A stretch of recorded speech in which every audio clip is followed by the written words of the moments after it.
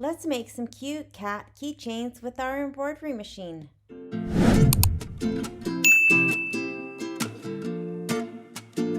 Today I'm working on a cute little cat keychain on the embroidery machine. I've opened Embrilliance software, and to bring the file in, you can use the merge stitch file icon and then navigate to where you keep your files. I find it easier to just open the file. I keep this particular file in just a miscellaneous embroidery designs within like a main embroidery file folder. So I will go ahead and open that. And there are two files, one with one cat. I will just drag and drop that into the hoop. And then there is one with 3 different sizes, and I am also going to drag and drop that into the hoop. Now the single cat is the same size as the large cat of the 3 designs, but I wanted to do a couple of things because I want to do 2 sizes, these 2 sizes, the small and the medium. But it's a lot of work if I wanted to use this file and take out the steps for the larger cat.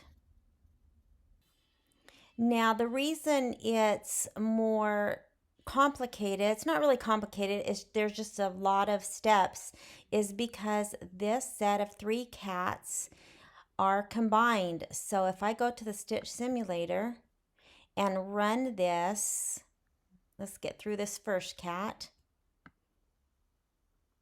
You will see that, which is great. We love when things are combined and do all the same steps at the same time. And that's the case with the 3 cats. However, I would have to stop and then continue through, and I've done this on other designs, in order to take this cat out. And that's a lot of work because there's a lot of steps. And so I am not going to do that this time. Now the single cat, again, I want to do the small and the medium. I just want to see the main sizes are going to be for a little keychain for my granddaughter.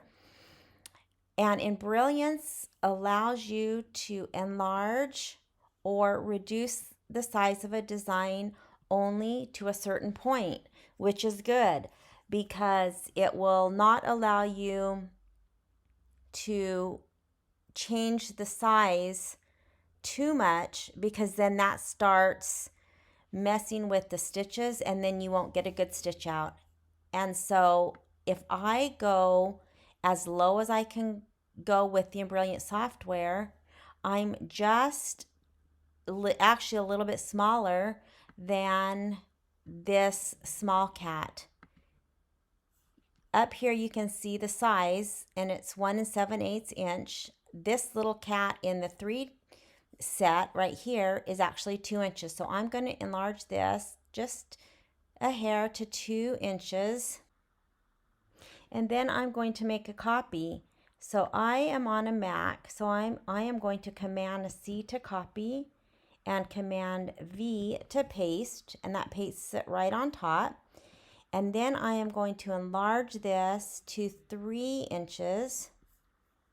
You can see right here, and that's the size of this medium cat. So I have the small and the medium that I'm going to work on. Now I don't need this. I just brought this in to show you the size and how to make changes. So I'm going to select that and delete. So now I'm left with these 2 cats. I am going to come up and change the size of my hoop. Right now, the last hoop that I used was my 7x12. And I am going to come up and change it to the 4x4 to see if both of those will fit into the 4x4. And it doesn't look like they will. So I am going to go back up to the preferences and change to my 5x7. and I will do that. Those will fit better. And the reason I changed it is so that I know what hoop to use. I don't have to change that. I could have just saved the file when they were both like this, but I want to space them as far apart as possible in the smallest hoop as possible. So that's why I checked out different sizes of hoops, and I think the 5x7 will be perfect. So now these designs are two separate designs. And so if we go to the stitch simulator, you can see that it would stitch one completely start to finish before starting the other one.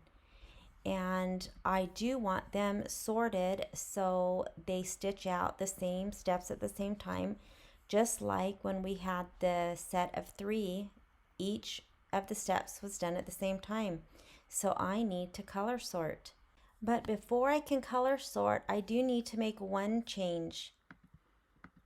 And you'll notice that when I go to the stitch simulator, there is a red at the beginning and a red thread at the end. And then, of course, the second has also 2 reds. And if I color sort, those 2 red steps are going to be together. And I do not want that because the second red in each design is this little heart detail that will go on to the cat towards the very end, the second to the last step. So I can't have that color sort or join with the very first red, which is the placement line. So you can see that there are no other colors that are the same, but it's always good to check other than this red. So what I need to do is select that red for the first design, which is this little cat. I will click on the swatch, and here it's highlighted. I will just go above and pick the dark fuchsia. It doesn't matter what color. It doesn't mean that I have to use, a dark pink color for the heart, of course. It just means that will make the machine stop, and it will be a different color than the red at the beginning of the design. So I will select that color and hit OK. Now I need the same color for the large cat so that those 2 hearts run at the same time. So I will come down, select the step that has the red heart, select the swatch, and choose the same dark fuchsia and hit OK. So now all of my colors are different, and we will be good to go to color sort. So now I can go to utility and color sort. It's been changed by 10 color changes or 10 stops. Always select a new view just in case things didn't go as you wanted them. And now you can see there is just one design with our 10 steps. So now if we go to the stitch simulator and run through, every step is done for both cats at the same time, and we are good to go. I will come to File, Save Stitch File As, and name my design. And I am going to put it into the same file. So here is my embroidery file that I talked about, my main embroidery file. Right now, this cat keychain is under the miscellaneous embroidery designs. And then here's that cat keychain folder. And then I will save that design. Now I'm ready to save it to my USB so I can take it to my machine. So I'm at my embroidery machine, and I have 2 different fabrics that I'm going to try. One is a gauze fabric. The second is fleece. And I'm doing kind of an orangey, sienna, brownish color for the cats to match my granddaughter's cat. So I'm going to try both of those and see. And then I've got some threads, I've got a camel color by Glide, which I think I'm going to use for just sewing the majority of this. I've got black Glide for the eyes and the nose. And there's some little cheeks. So I think I'm going to use a pink color. This is an Isocord color 2250. And then I think for the ears, the inside of the ears, I'm going to use this kind of orangey color. And that is also Isocord, and it's 1114. So I think those are the colors that I'm going to use. And then I have my USB that I just saved my designs to, that I just made. And I have a pigtail cord. Whoops. I have a pigtail cord that is plugged into the side of my machine so that I don't have to take that USB in and out. For example, I don't have to, plug this USB into my machine and then take it out and plug, another one in another time I save something. This always stays connected to my machine so that it's less wear and tear on the port in my machine. So I will just put that into the pigtail cord, and that's how I use USBs on my machine.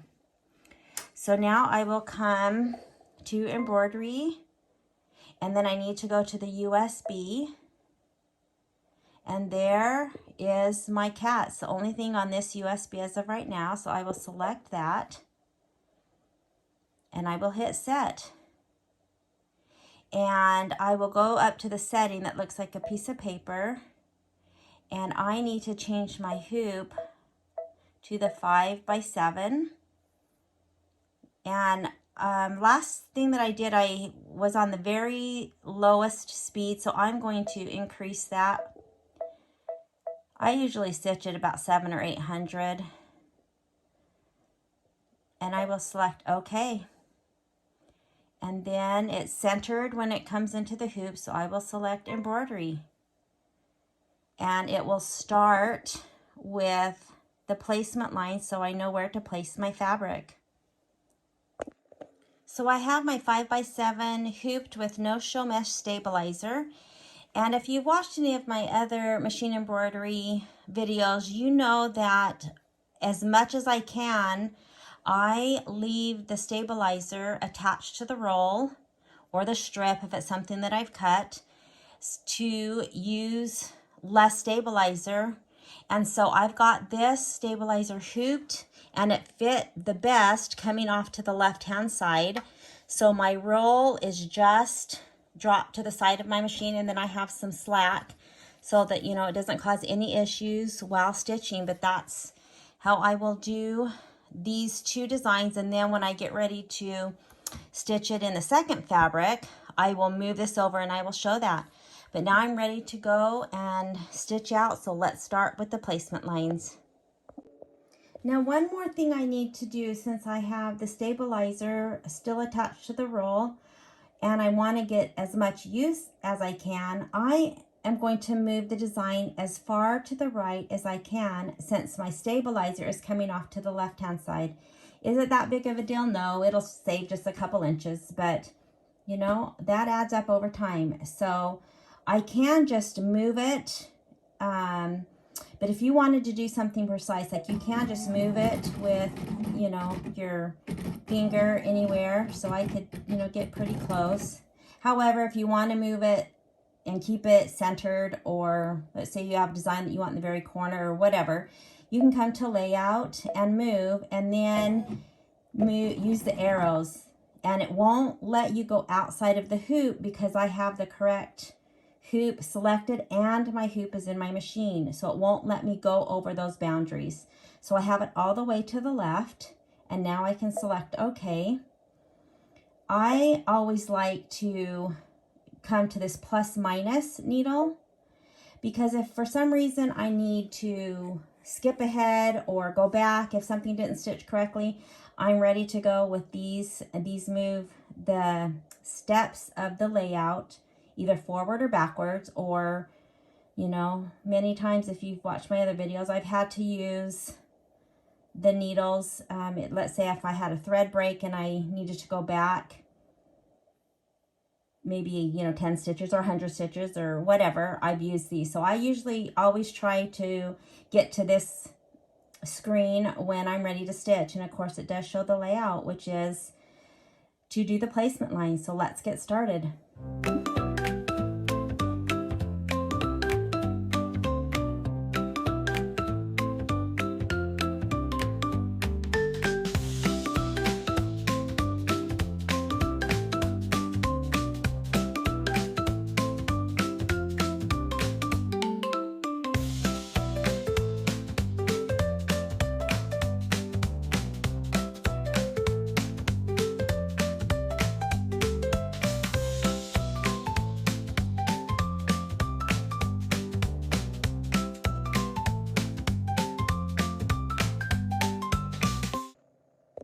Okay, I'm done stitching everything, and I'm on the last step, which is to put a piece of fabric over, and then it will start towards the bottom, go around the outside, and leave you know, a little opening to turn. And I wanted to say a few things about the wash away stabilizer. I probably didn't really need it on this fabric. This is just gauze fabric, but I decided to go ahead and do it. I will definitely need it on the fleece fabric, and that of course is to keep the stitches on the top and not sink into things like fleece or towels. So I probably didn't really need it on this one. And the other thing that I'm going to do, since I want this to be a keychain, is I have some little like lobster clasps. These have just a small round end, so that would fit perfect with these. This is not in the pattern, and so I just, you know, will put this on when I get ready to close up. I had some, this is just elastic. It's kind of a glittery, kind of the same, you know, golden, you know, sienna type color, orangey. And so I just looped a little piece through, and what I need to do is I'm going to put it at the top, and whatever you want to stay, then it needs to be towards the center. So anything outside, of course, will be cut off. I won't cut this off, but we will cut around it. So you know, don't want to, you know, put your lobster like that, or you won't have it when you turn it. So I will lay this one. This one is just about the right size. I'm going to take this off. And I kind of need to be careful. These are thin lines, thin stitching lines. Again, it is wash away, so I could just wash it away when I'm all done. But so you can see that at the top, this piece fits just right within those. The only thing I need to make sure is that I don't get this too close to the top so that the machine foot hits this as it's stitching. So I need to have, I would say probably that should be good. I am going to put my machine on the lowest speed just so I can make sure that for some reason if I, you know, something goes awry, I can hurry and stop my machine. So I will tape that. Actually, I think I'm going to tape it on the inside. So I'm going to finish taking this off. Now this was too big for this little cat. It was too wide for this little piece right here. So I think what I'm going to do is just cut a piece of this gauze off and use that. So I'm going to think about that for a minute, but I will come back and show you what I've decided to do. So for the little cat, I found some little tabs that I was going to use for another project that I didn't end up using. And so this one, I'm going to use for the small cat that with the fleece. It's not quite as yellow as it looks on camera. It's a little bit more golden, but the other one that I had, because I didn't want to just cut a piece, I decided and have to stop and sew it and turn the tube and, you know, do all that. I found a little piece that has mostly gray on one side, so if I sew this in and flip it up, it's gray, and I think that's going to be okay. So because I want this side up, I need to flip it so that it is facing down when I sew it in, so that when I turn it right side out, the gray will flip up to the front. So it's basically the right side. I'm going to call the gray the right side, needs to be to the right side of the cat. So I hope that makes sense. So again, I can't have it too close. I don't want the embroidery foot to hit it. And so I will tape that. You can see up here, I taped down this so it didn't, you know, flop around. I mean, it really shouldn't, but tape that down and then tape the outside, because this again is going to be having fabric laid over it. So I'm going to get a piece of tape.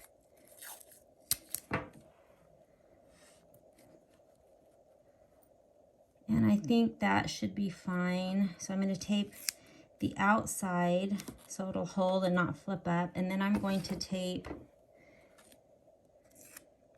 this metal piece down so that it doesn't, you know, flop around.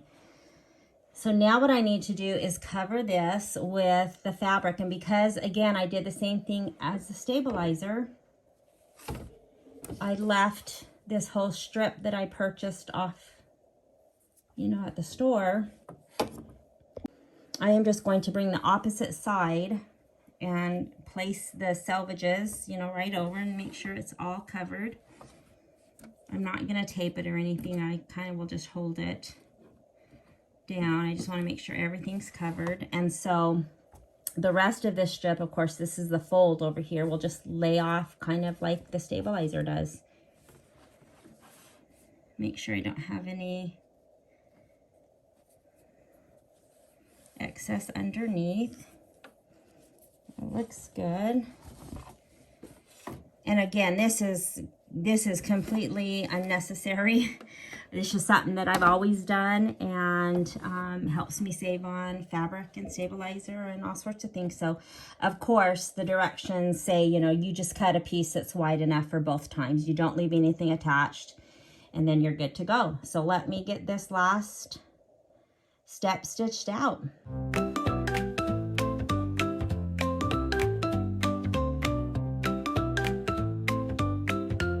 So I was done stitching with the gauze fabric, and you can see that I have taken it out of the hoop, moved it a little bit to the right, and re-hooped the stabilizer.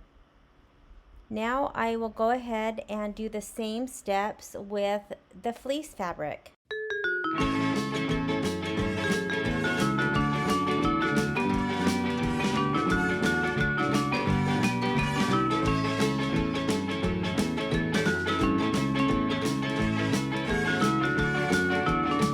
So I finished stitching out the nose and the little eyes, and the nose looks fine, but since the eyes are just little tiny stitches, I don't think just one of the wash away topping layers was enough. So I used my back arrow to, I'm going to restitch the little eyes. I am going to put a second layer and see if that helps. You know, I kind of wish that these eyes were maybe just a tiny satin stitch or something, because if you use, you know, felt or fleece, it kind of just sinks into, which, you know, the topping is supposed to stop that, but because, again, because the stitches are basically just, you know, running stitches, they're not any sort of, you know, satin stitch or something like that, they still look like they sink into the fleece. So I'm going to try adding another layer and see if that helps. And then I guess it is what it is, but I'm gonna try that and let's see what happens. So I'm not sure that that second layer helped the little cat. It looks like maybe the larger cat it might have, so I will just find out when I take this off. I'm gonna continue.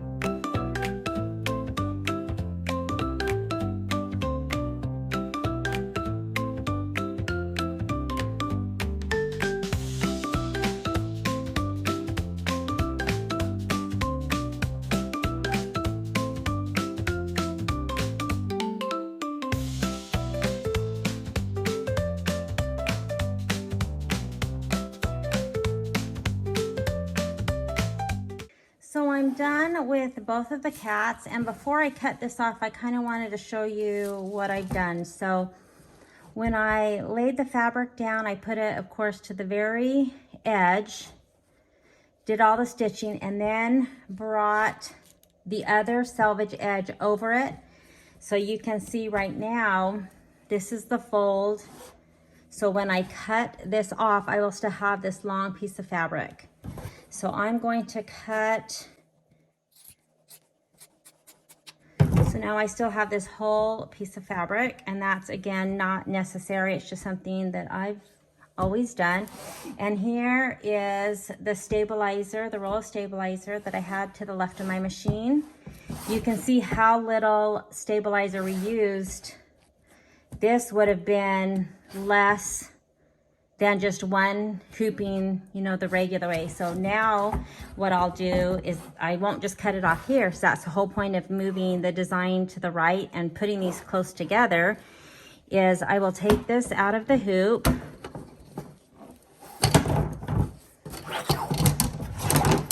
And then I will just cut right next. And so if this was the hoop and I just cut that much off, you can see that that is as much as I saved in one hooping, let alone that much again for the second. So, you know, I saved probably enough for one and a half more hoopings. And I know that's, you know, not a big deal in the scheme of things when I have a, you know, huge roll. But anyways, that's just what I do. So now I can cut these and then we can turn them inside out. So I will cut these apart. And then the directions, so here, if you can see the little opening, that is something that we're not going to cut close. So I am just going to kind of angle. And I am going to, as of right now, just cut it quite large. We'll trim that up a little bit, but I don't want to accidentally cut that. So now I'm just going to cut close to this stitching line. But let me show you what I'm going to do with this top where we have the hook connected. So up where I have that little hook, I am not going to cut this close on the little piece of fabric that is attached to the tab. I'm going to leave those. So I will just, you know, hold back and I will cut the layer of fabric, you know, pretty close.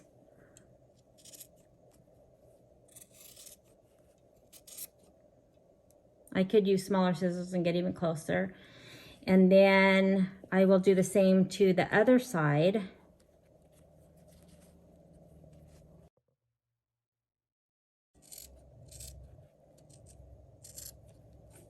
And then I will finish cutting close the rest of the way.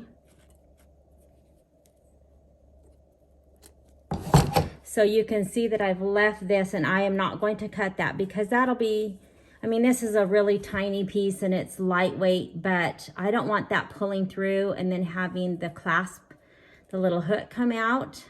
So I am going to leave that longer.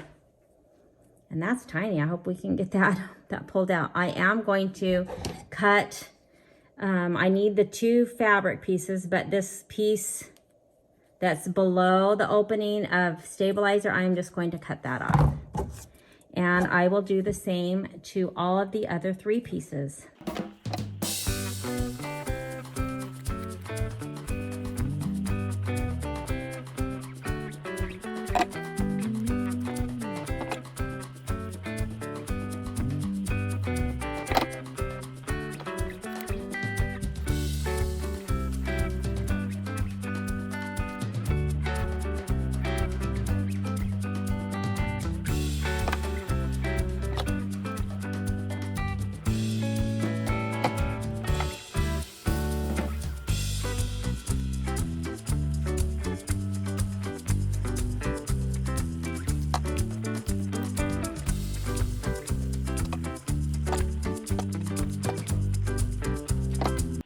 So now what I'm going to try to do, I want to grab that little clasp, but it's taped.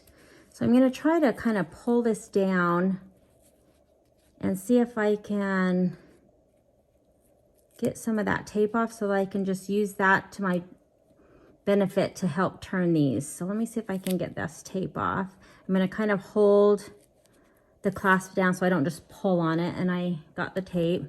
So now let's see if I just can grab this. That can help me turn.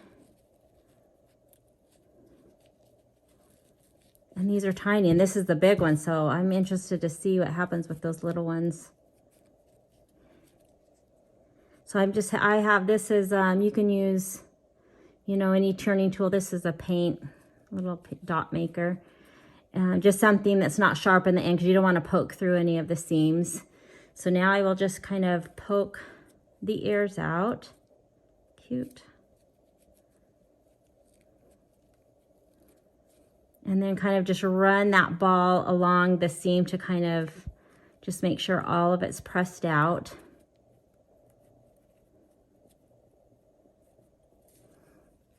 That's so cute. Little cat. And then we'll stuff it, and then these will be turned under, and you could either hand stitch, or I think I might just glue mine. I haven't decided.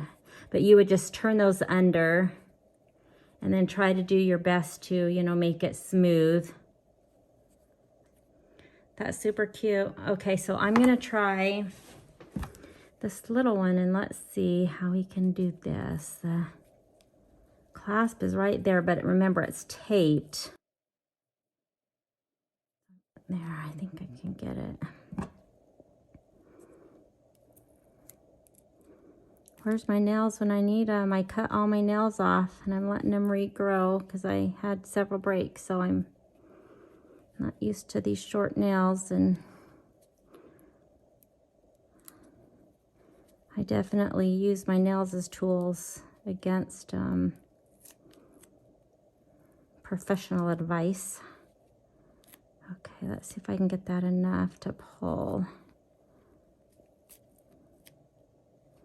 That might have gotten into the seam because this one is so little, but let's see. Boy, I'm not sure if that fleece one is gonna work. Let me get that piece of tape. Gosh. I think some of it got into there. Okay, boy, that is tiny. That little 2-inch one is tiny. So just run the little ball of that along the sides just to press out the seam. There's a little ear out. Oh my God, look how little that is. Oh, that's cute. Okay. And that doesn't look bad with the gray. That just looks like a little decorative thing. So I'm going to trim just some of those off. And again, I'm going to turn these in and press so that I have a nice edge before I stuff and put them together. All right, let's try these next two.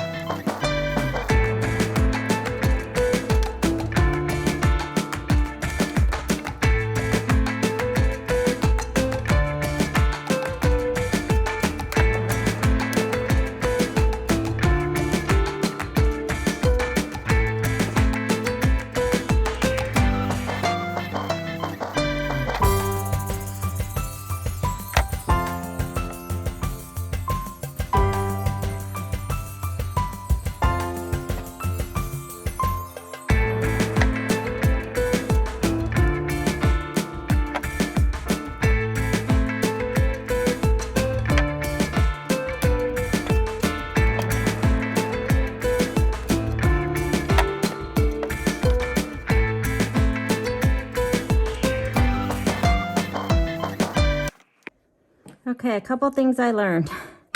One, I'm not sure I would do the small one in this fleece. Even though I ended up using 2 layers of the wash away, the eyes and the whiskers and the arms, you can't really see them. This, it's okay, you know, for the bigger one, you can see it a little bit better. You can see the, you know, the details. So I wouldn't do this one probably. The second is I would not use paper tape to tape down these inside. I think I would just tape them at the above and hope that when I put the fabric over that they weren't going to move, because that was hard to get off. Otherwise, I might use something like the clear medical tape, or maybe painter's tape that's not quite sticky, or take the paper tape and, you know, stick it to, you know, your hand or your pants or your shirt or something to make it less sticky, because that was hard getting it off this fleece. So that's what I would change. So now I'm ready. This one, actually, this little fleece 2-inch one, I don't even think I'm gonna stuff. I think he's I don't want him round. I kind of want him to remain flat. I will stuff the others, but this one I think I am just going to turn and you know, make it as smooth as I can so it's kind of looks like his rounded body, or I guess it could even be flat. That's cute. And get that closed. I'm not sure if I'm going to just sew that, or I think I'm just going to glue it, honestly. But anyways, these are super cute. They came out cute. I think I definitely like the 3-inch size, because by the time you turn it, I think that's a cute size. You can see the details, and I think that's a cute size for a keychain. These, again, are kind of tiny. But those are the size. And then, of course, there was one that was an inch bigger. So super cute.